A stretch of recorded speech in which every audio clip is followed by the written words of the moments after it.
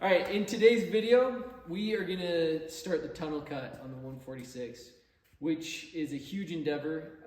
There's a few videos out there on it. Mostly we're just kind of going into it with Tony's fabrication skills. A little trial and error, see how it works. Yeah, so things you're gonna wanna refer back to, taking off the bumper and taking off the tail light. And then we're gonna jump right into taking off this snow flap bracket. Right, which is also sort of a structural piece that you need to put back on. And it's basically a bracket that holds the side panels together. It kind of bridges between them. It also doubles as a snow flap bracket, but it is a key part. So if you think, hey, I'm not putting the snow flap back on, you still need to put this bracket back on. Kind of ties the whole tunnel together. Yep, let's get to it. So to drill these rivets, these are big structural rivets, you got to drive the center out. So just use a punch and a hammer. And then that little piece comes out. So that'll get us, this part will be able to come off, and we'll re-rivet it in once we cut. So yeah, these ones are, Tony punched these ones out. These are drilled, but that thing's stuck in there.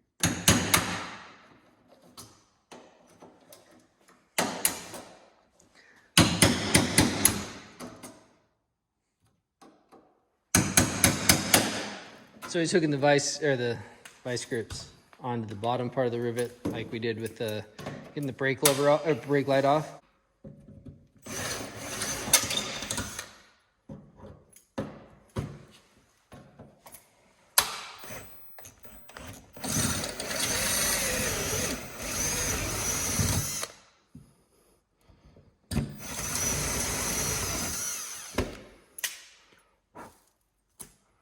She's on there. A little taparoo. Hammer time.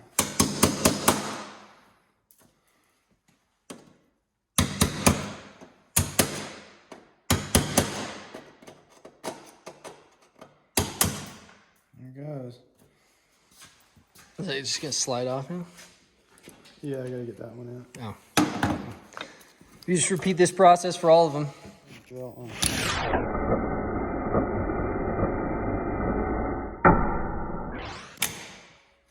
And it's off.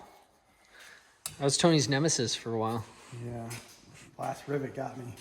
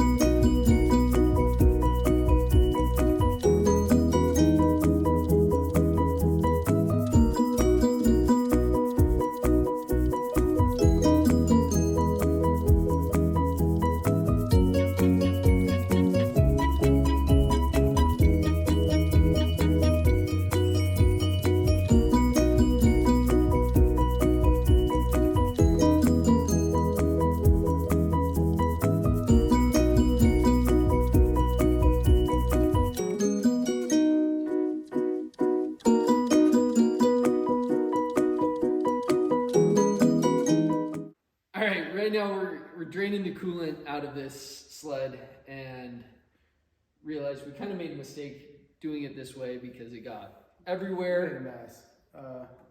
Basically what we're using is just, I had some leftover coolant hose and kind of put together a